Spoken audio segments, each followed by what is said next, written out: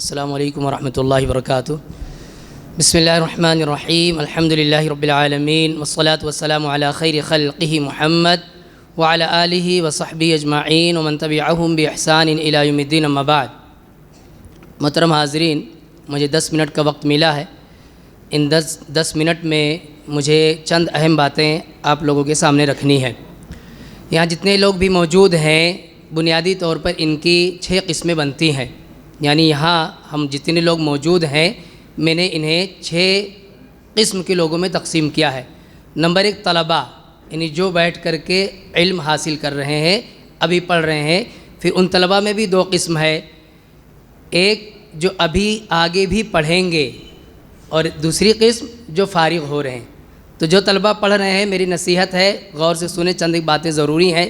پہلی بات یہ کہ آپ کا تعلیمی سلسلہ ختم نہیں ہوا ہے، ابھی آپ حفظ کرنے کے مرحلے میں ہیں، اور حفظ کرنے کا جو طریقہ ہے وہ یہی کہ ڈیلی روز آنا، آپ اپنا سبق پوری پختگی کے ساتھ یاد کریں، سبق پارہ سنائیں، آموختہ سنائیں، یہ آپ کی ذمہ داری بھی ہے، اسی سے آپ کو کامیابی ملنی ہے۔ دوسری نصیحت یہ ہے کہ طلباء، یہ اللہ کا کلام ہے، قرآن مجید، اسے یاد کرنا ہے تو گناہوں سے اپنے آپ کو دور رکھنا ہوگا، گناہوں سے اپنے آپ کو دور رکھنا۔ واتقوا اللہ ویعلمکم اللہ، اللہ نے فرمایا کہ اللہ کا تقوی اختیار کرو، اللہ علم دے گا۔ اللہ کا تقوی اختیار، ہر طرح کے گناہ سے اپنے آپ کو بچاؤ۔ امام شافعی رحمۃ اللہ علیہ نے اپنے استاد وکیع سے شکایت کی کہ میں یاد کرتا ہوں اور بھول جاتا ہوں، یاد کرتا ہوں اور بھول جاتا ہوں۔ تو امام شافعی رحمۃ اللہ علیہ کے استاد نے کیا کہا، وہ کسی شعر میں اس بات کو اس طرح سے ذکر کیا، خود امام شافعی رحمۃ اللہ علیہ نے کہا، شکوت الی وکیع سوء حفظی، کہ میں نے وکیع سے یعنی اپنے استاد سے یہ شکایت کی کہ میری یادداشت یہ کمزور ہو جاتی، میں بھول جایا کرتا ہوں، تو مجھے آپ بتائیے کہ میں کیا کروں۔ فارشدنی الی ترک المعاصی، تو انہوں نے مجھے نصیحت کی کہ گناہوں سے اپنے آپ کو بچاؤ، حفظ یاد رکھنا ہے، قرآن یاد کرنا ہے، تو ہر طرح کے گناہ سے اپنے آپ کو بچاؤ۔ اور انہوں نے کہا وقال اعلم بان العلم نور، اور یہ بات یاد رکھو کہ علم یہ نور ہے، ونور اللہ لا یعطاہ عاصی، اور گناہ کے ساتھ یہ علم باقی نہیں رہتا، ونور اللہ لا یعطاہ عاصی، اللہ تعالیٰ علم ایک نور ہے، یہ نور اللہ تعالیٰ گنہگار کو نہیں دیتا۔ تو عزیز طلبہ جو بھی پڑھنے کے مرحلے میں ہیں، آپ کو یہ نصیحت ہے کہ آپ اپنا سبق یاد کریں، سبق پارہ سنائیں، آموختہ سنائیں، اور ہر طرح کے گناہ سے اپنے آپ کو بچائیں۔ ایک آخری نصیحت آپ لوگوں کے لیے کہ اپنے اساتذہ کا ادب و احترام کریں، اپنے اساتذہ کا ادب و احترام کریں۔ نمبر 2 وہ طلباء جو یہاں سے فارغ ہو کر کے کہیں اور جائیں گے، کسی جامعہ میں ایڈمیشن لیں گے، عالم بنیں گے، فاضل بنیں گے، ان کے لیے بنیادی طور پر 2 نصیحتیں ہیں۔ پہلی چیز یہ کہ قرآن یاد کرنا آسان ہے، قرآن یاد رکھنا یہ بڑی ذمہ داری ہے۔ 2 سال 3 سال میں آپ نے حفظ کر لیا ہے، آپ کی عمر 60 سال ہے، ابھی آپ فارغ ہو رہے ہیں، آپ 20 سال کے ہیں، کتنا سال ابھی یاد رکھنا ہے؟ کتنا سال یاد رکھنا ہے؟ 40 سال تک آپ کو یاد رکھنا ہے۔ کیسے یاد رکھو گے؟ یہاں تو اساتذہ تھے، سبق سنتے تھے، سبق پارہ آموختہ سنتے تھے، ایک ماحول تھا، یہاں سے فارغ ہونے کے بعد اب اس کو کیسے یاد رکھو گے؟ بھول جائے گا قرآن کیا ہو جائے گا؟ بھول جائے گا۔ 2 چیزیں اپنا لیں۔ نمبر 1 روز آنا بلا ناغہ، چاہے آپ آگے چل کے تجارت کریں، چاہے آپ جا کے آگے پڑھائیں، کچھ بھی کریں، لیکن بلا ناغہ روز آنا، کم از کم 3 پارے پڑھ لیں۔ آپ حافظ ہیں، 3 پارہ پڑھنے میں آپ کو زیادہ سے زیادہ 1 گھنٹہ لگے گا۔ کتنا؟ 1 گھنٹہ۔ یہ عادت بنا لیں، معمول بنا لیں، ثواب بھی ہے، اجر بھی ہے، نیکیاں بھی ہے، اس کی تفصیل میں نہیں جا سکتا۔ صرف مختصر یہ کہ قرآن یاد رکھنا ہے، روز آنا بلا ناغہ، 3 پارے آپ پڑھ لیں، اس کی عادی ہو جائیں، قرآن اتنا ازبر ہو جائے گا، اتنا ازبر ہو جائے گا کہ آپ ہمیشہ مطمئن رہیں گے کہ میرا قرآن یاد ہے۔ اور دوسری نصیحت یہ ہے کہ موقع ملے تو تراویح پڑھاتے رہا کریں، تراویح کی نماز یہ پڑھاتے رہا کریں، تبھی آپ کو قرآن یہ یاد رہے گا۔ ورنہ یہ منظر تو یاد رہے گا کہ جب میں فارغ ہوا تو مجھے کس طرح سے لوگوں نے حوصلہ افزائی کی، اتنا انعام ملا، سند ملی، ساری چیز یاد رہے گی، قرآن نہیں یاد رہ جائے گا، قرآن بھول جائیں گے۔ جس پہ آپ آج انعام لے کر جا رہی بھول جائے گا۔ 3 پارے روزانہ کم از کم پڑھیں، اللہ کی توفیق مانگیں اور پڑھیں، اور تراویح کی نماز ضرور پڑھائیں، انشاءاللہ آپ اس میں کامیاب رہیں گے۔ یہ 2 نصیحتیں طلباء کے لیے ہوئیں۔ یہ دوسری قسم یعنی طلباء کے جو فارغ ہو رہے ہیں۔ تیسری نصیحت نہیں، تذکیر کہوں گا میں اسے، میں خود ایک یعنی اساتذہ کے زمرے میں یا طلباء کے زمرے میں ہوں، تو تذکیر یعنی ہم سب کو یہ بات یاد رکھنی چاہیے کہ یہ کام پڑھنا پڑھانا یہ کتنا بابرکت کام ہے۔ اللہ کے نبی صلی اللہ علیہ وسلم نے فرمایا خیرکم من تعلم القرآن وعلمہ، تم میں سب سے اچھا آدمی، سب سے اچھا انسان وہ ہے جو قرآن سیکھے اور سکھلائے۔ قرآن سیکھے، خیرکم من تعلم القرآن، قرآن سیکھے، قرآن ناظرہ سیکھے، قرآن حفظ سیکھے، قرآن کی تفسیر سیکھے، کچھ بھی سیکھے، قرآن سیکھے، سب سے اچھا انسان ہے۔ خیرکم من تعلم القرآن وعلمہ، اور اس کو سکھائے۔ یہ سکھانے والا جو عمل ہے نا، یہ بہت صبر آزما ہوتا ہے۔ سکھانا، ہمیں ایک چیز آتی ہے، ہم کسی کو سکھا رہے ہیں اور وہ سیکھ نہیں پا رہا ہے، اس کو دقت ہو رہی، پریشانی ہو رہی ہے، یہاں اپنے آپ پر کنٹرول رکھتے ہوئے اس کو سکھانا، ادب سے، شفقت سے، محبت سے، کبھی ڈرا کر، کبھی کچھ سزا دے کر کے، یہ بہت بہت اہم کام ہے۔ اللہ تعالیٰ ہدایت میں ہم سب کو توفیق دے۔ یہ اتنا اہم کام ہے دینی بھائیوں کہ اللہ کے نبی نے فرمایا سب سے بہتر انسان۔ اچھا، یہ خیر کا جو لفظ ہے، خیرکم، تم میں سب سے بیسٹ آدمی وہ ہے جو قرآن سیکھے اور سکھلائے۔ یہ خیریت کہاں کے لیے کہہ رہے ہیں اللہ کے نبی؟ یعنی سب سے بیسٹ کہاں پر ہے؟ یہ دنیا میں بھی، قبر میں بھی، آخرت میں بھی۔ دنیا میں کیسے؟ اللہ کے نبی نے فرمایا یا القوم اقرأہم لکتاب اللہ، تم میں لوگوں کی امامت وہ کرے جو قرآن کا سب سے زیادہ علم رکھنے والا۔ سارے لوگ ابھی نماز پڑھیں گے، لیکن شریعت نے حق کس کو دیا؟ جس کو قرآن کا علم زیادہ ہو وہ امام بنے، آگے ہو جائے۔ دنیا میں انتقال ہو جائے، قبر میں جائیں گے، وہاں بھی ایک حدیث ملتی ہے کہ پتہ چلتا ہے وہاں بھی فضیلت ہے۔ غزوہ احد میں بہت سارے صحابہ کرام شہید ہو گئے، اللہ کے نبی صلی اللہ علیہ وسلم نے انہیں دفنانے کا حکم دیا، تو اللہ کے نبی چونکہ بہت سارے لوگ ایک ساتھ شہید ہوئے تھے، اتنی سارے قبریں کھودنا اور پھر ان کا انتظام کرنا بہت لمبا وقت لگتا، تو اللہ کے نبی نے کہا ایک قبر میں 2 لوگوں کو دفن کر دو۔ ایک قبر میں کیا کرو؟ 2 لوگوں کو دفن کرو۔ اور دفن کرتے وقت اللہ کے نبی پوچھتے تھے کہ ان دونوں میں زیادہ قرآن کسے یاد ہے؟ زیادہ قرآن کا علم کس کو ہے؟ جس کو زیادہ علم رہتا پہلے اسے اللہ کے نبی قبر میں اتارتے تھے۔ مرنے کے بعد بھی فضیلت ہے، اور آخرت والی فضیلت تو ہم لوگ سنتے رہتے۔ کیا کہا جائے گا آخرت میں؟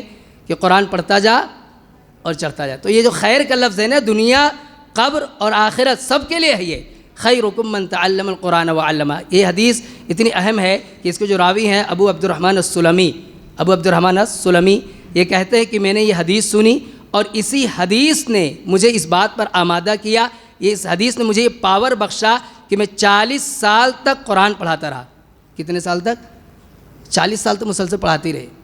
یہ اتنی بڑی فضیلت کا کام ہے۔ اس میں ہم سب کے لیے، علماء کے لیے خاص طور پہ درس ہے کہ کسی کام کو جب ہم کریں تو اس میں لگن ہو اور مستقل مزاجی ہو، اللہ سے اس کے فضل کا وعدہ یاد رکھتے ہوئے کہ اللہ تعالیٰ یہ فضل ہمیں دے گا۔ یہ باتیں تھیں اساتذہ کے تعلق سے۔ چوتھی بات انہی بھائیوں وہ گارجینس متعلق ہے، اور گارجینس متعلق پہلی بات تو یہ کہ جن کے بچے یہاں سے فارغ ہو رہے ہیں میں انہیں مبارکباد دیتا ہوں۔ یہ مبارکباد دیتا ہوں کہ آپ کا یہ بچہ آپ کے لیے صدقہ جاریہ بنے گا۔ آپ نے بہت اچھا کام کیا ہے، آپ کے ثواب میں اضافے کا یہ بچہ سبب بنے گا، اضافے کا ایک بہت اچھا آپ نے کام کر لیا ہے۔ اللہ تعالیٰ آپ کے بچے کو تا حیات آپ کے حق میں مفید بنائے، یہ مبارکباد۔ دوسرے یہ کہ چند باتیں ہیں جو عام طور پہ ڈسٹرب کر دیتی ہیں طلباء کو، تو وہ گارجین کے سامنے آنی چاہیے۔ ایک یہ کہ اپنے حافظ بچے سے، یا جس کو آپ حفظ پڑھا رہے، اس سے کبھی بھی مالی یا رزق کے سلسلے میں بات مت کریں آپ۔ دیکھیں شیطان ویسے بھی جو بچے حفظ کر رہے ہوتے ہیں نا، شیطان ان کو ویسے بھی کئی نایوں سے بہکاتا ہے، کئی الگ الگ طرح سے ان کو بہکاتے رہتا ہے۔ اب اس بچے کے سامنے آپ کہ تو کیا کمائے گا، کیسے کیا کمائے گا، یہ کوئی بھی بات کرے مت بات کرنے دے۔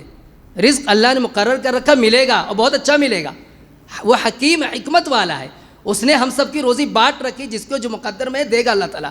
یہ بچے کو اس طرح سے ڈسٹرب کر دینا کہ حافظ بنے ہوگے، پھر کتنا 8,000 پگار رہے گی، 10,000 پگار رہے گی، 22، یہ شیطانی جملہ ہے۔ اور معاف کرنا، بہت سارے ہمارے نوجوان یہ سب بولتے رہتے ہیں، اس میں ایک بچہ جو سیکھتا اپنے بڑوں سے اس میں ڈسٹرب ہو جاتا ہے۔ تو یہ ایک فتنہ ہے، اس کو سمجھیں اور یہ ساری باتیں بچوں سے قطع نہ کریں۔ دوسری بات یہ، بچوں کی حوصلہ شکنی نہ کریں، حوصلہ شکنی نہ کریں۔ دیکھیں ایسا نہیں کہ آج آپ کا بچہ گیا پڑھنے کے لیے دوسرے دن حافظ بن کر آ جائے گا، نہیں، 3 سال 4 سال بسا اوقات 5 سال لگتا ہے۔ پھر ہر بچے کی ذہانت ایک جیسی نہیں رہتی ہے، سب کا قوت حافظہ ایک جیسے نہیں رہتا ہے۔ کبھی ایسا ہو سکتا ہے بچہ 2 مہینہ بہت محنت سے پڑھا، پھر کسی وجہ سے غلط صحبت میں پڑ گیا، آگے نہیں پڑھ رہا ہے۔ یہ سب اب اس کے استاد سے مل کر سمجھ کر کے پھر اس کے بعد اس کے استاد سے بات کریں، ہم خود ہی حوصلہ شکنی نہ کریں۔ ایسا بھی ہوتا ہے کہ ایک کمزور بچہ لگاتار پڑھنے کے نتیجے میں بعد میں بہت اچھا حافظ بن جاتا ہے، اور ایک بہت ذہین بچہ جو بہت تیزی سے حفظ کر رہا تھا لیکن وہ غائب ہو جاتا ہے، وہ بعد میں وہ رہتا نہیں ہے، یعنی عملی میدان میں نہیں رہتا۔ تو آپ کا بچہ اگر کمزور بھی ہو تو بھی اس کو حوصلہ شکنی نہ کریں، اس کے حق میں دعا کریں، اس کے اساتذہ سے میٹنگ کریں اور اس میں آپ لگے رہیں، انشاءاللہ آپ کو اچھا رزلٹ ملے گا۔ یہ بچوں کے گارجین سے متعلق بات تھی۔ ایک آخری بات ان سے یہ کہنی ہے کہ دیکھیے بچے کو آپشن نہ دیں کہ پڑھو گے تو یہ کرو گے، نہیں تو یہ کرو گے۔ کیا ضرورت ہے اس سے بات کرنے کی کہ پڑھ لو لکھ لو تو اچھے یہ بنو گے، اور نہیں تو آ کر کے دکان پہ کام کر۔ آپ خود اس کے ذہن میں ڈال رہے ہیں کہ تم نہیں پڑھو گے تو میری دکان پہ کام ہے آپ کے لیے، آپ آئیے یہاں کام کریے۔ کیا ضرورت ہے اس بچے سے بات کرنے کے لیے؟ وہ جو پڑھائی کے مرحلے میں ہے تو اسے صرف پڑھائی کی بات کرو۔ اس کے سامنے ہم خود آپشن رکھ دیتے کہ تم یہ نہیں کرو گے تو یہ کرو گے، اس دھمکی کا اثر نہیں ہوتا ہے، اس کا ریئیکشن ہو جاتا ہے۔ اس کا کیا ہو جاتا ہے؟ ریئیکشن ہو جاتا ہے۔ بچے کو ایک آپ نے دے دیا، ذہن بنا دیا اس کا کہ پڑھائی چھوڑنے کے بعد ابا کی دکان پہ کام کرنے مل جائے گا، یہاں کے کام کر لیں گے۔ آپ نے اس کے ذہن میں ڈال دیا کہ پڑھائی نہیں کرو گے تو تم یہ کام کر سکتے ہو، یہ کام کر سکتے ہو، یہ کام کر سکتے ہو۔ تو اللہ کے واسطے بچوں کی نفسیات کو سمجھتے ہوئے اس چیز سے بھی بچیں۔ یہ 4 قسم کے لوگوں سے متعلق بات ہوگی۔ 5ویں چیز ہے، میں مبارکباد دیتا ہوں یہاں المنار اسکول کے ذمہ داران، دارالفرقان کے ذمہ داران، یا یہاں جو مکاتب مساجد کا ایک الحمدللہ جال ہے، جو ان کے ذمہ داران ہیں، ان کے معاونین، ان سب کو، اور دعا بھی کرتا ہوں اللہ تعالیٰ آپ سب کے ذریعے خیر کا کام لیتا رہے۔ یقیناً دارالفرقان میں پہلے بھی میں یہاں ہفتہ واری درس میں کئی مرتبہ آیا، جان بوجھ کر میں نے کئی مرتبہ ہاسٹل میں کھانا پسند کیا، اس لیے تاکہ دیکھیں بچے کیا کھانا کھاتے ہیں۔ الحمدللہ اللہ کا فضل ہے، احسان ہے کہ طلباء ایسے ادارے میں پڑھ رہے ہیں جہاں کھانے پینے سونے کا ایک بہترین انتظام ہے، ورنہ ہوتا کیا ہے، بچے ماں باپ بھائی بہن دوست احباب سب کو چھوڑ کر ہاسٹل میں آتے کہ نہیں آتے؟ وہاں اگر ان کو ڈھنگ کا کھانا نہ ملے، ان کو کپڑا دھلنے کے لیے جگہ نہ ملے، نہانے کے لیے پانی نہ ملے، تو شیطان وہی بات اس کے ذہن میں بٹھا دیتا ہے، بچہ جا کے معصور ہوتا ہے، مجھے کھانا اچھا نہیں ملتا ہے، مجھے پانی اچھا نہیں ملتا، مجھے سونے کی جگہ نہیں ملتی، وہ شکایتیں کرتا ہے اور پھر اس کو شیطان اچک لیتا ہے۔ اس بات پہ میں مبارک الحمدللہ اس ادارے میں حسن انتظام ہے، اللہ تعالیٰ اس چیز کو قبول فرمائے اور اللہ تعالیٰ اس میں مزید بہتری اور سہولتیں پیدا کرنے کی توفیق عطا فرمائے۔ یہاں ایک بات اور کہ حوصلہ افزائی، دیکھیں ایک حوصلہ افزائی ہم سب نے مل کر آج طلباء کی ہے، لیکن یہ حوصلہ افزائی یہ سال بھر کے لیے کافی نہیں ہوتی ہے، سال بھر کے لیے کافی نہیں ہے، یہ نہیں، بیچ میں بھی حوصلہ افزائی ہونا چاہیے۔ ان کے درمیان مسابقات ہوں، یا کوئی بچہ اگر 10 دن میں پارا اس نے مکمل کر لیا تو اس کے لیے کچھ انعام ہو، یعنی 1 مہینے میں کتنا پارا کرتا ہے، اس طرح کیٹیگری بنا لی جائے اور موقع بہ موقع اس کی حوصلہ افزائی ہوتی رہے۔ ان میں بیسٹ اسٹوڈنٹس آف منتھ بھی ہونا چاہیے کہ مہینے کا بیسٹ طالب علم کون ہے مہینے کا۔ اس طرح سے الگ الگ درجے میں اس کو اگر بانٹ دیا جائے، بنا دیا جائے، کچھ رقم لگا دی جائے تو انشاءاللہ یہ اور بہتری کے ساتھ یہ ادارہ چل سکتا ہے۔ امید ہے اللہ تعالیٰ ہمیں ان باتوں پر عمل کرنے کی توفیق عطا کرے۔ اس کے ساتھ ساتھ دین بھائی آخری بات یہ ہے کہ دیکھیے حوصلہ افزائی یہ بڑی اہم چیز ہے۔ حوصلہ افزائی پورے جہاں سے بھی بچے کو حوصلہ دیا جا سکتا ہے، یعنی ماں باپ بھی حوصلہ کریں، اساتذہ بھی حوصلہ افزائی کریں، ماں باپ بھی حوصلہ افزائی کریں، اساتذہ بھی حوصلہ افزائی کریں، کبھی ذمہ دار بھی بذات خود اس کی حوصلہ افزائی کرے۔ کبھی گاؤں کے اگر آپ ہیں، آپ کے گاؤں کا کوئی بچہ حفظ کر رہا ہے، میں یہ چیز تحدیث نعمت کے طور پہ کہتا ہوں اور اللہ کا شکر ادا کرتا ہوں۔ میرا تعلق نوا گاؤں سے ہے اور گاؤں میں چھوٹا تھا تبھی سے میرے گاؤں کے مختلف لوگ یہاں بھی رہتے ہیں، آپ لوگ جانتے ہیں، نام بنام جانتے ہیں، حافظ جی کہہ کر پکارتے تھے جبکہ میں حافظ بھی نہیں تھا، یعنی شروع کیا تھا اور عزت سے وقار کے ساتھ بٹھاتے تھے، عزت دیتے تھے۔ ان کے حوصلہ افزائی کا بہت بڑا کردار رہا ہے کہ میں حافظ قرآن بن گیا اللہ کے فضل و توفیق سے۔ یہ نفسیات کی بات کرو بچوں کو، آپ ان کی حوصلہ افزائی کریں گے تو اس حوصلہ افزائی کی مدد سے بچہ آگے بڑھے گا۔ یہاں ایک بات اور ذکر کروں، شیخ الاسلام ثناء اللہ امرتسری رحمۃ اللہ علیہ کسی جلسے میں تھے، وہاں ایک بچے نے تقریر کی، جیسے بھی بچوں نے تقریر کی نا، ایک بچے نے آگے تقریر کی اور تقریر کے بعد شیخ الاسلام ثناء اللہ امرتسری رحمۃ اللہ علیہ نے اس بچے کی بہت تعریف کی۔ تو جو لوگ بیٹھے تھے انہوں نے کہا کہ تقریر اتنی بھی اچھی نہیں تھی جتنا آپ تعریف کر رہے ہیں، اتنی بھی اچھی نہیں تھی۔ تو انہوں نے کہا کہ اگر ہم، اب شعر میں وہ بات کہی، میں ایسے ہی سمجھانے کے لیے کہہ رہا ہوں، انہوں نے کہا اگر ہم یعنی جو حق پرست ہیں ان کی دل جوئی نہ کریں تو باطل لوگ کہیں گے کہ ان کا کوئی خدا نہیں۔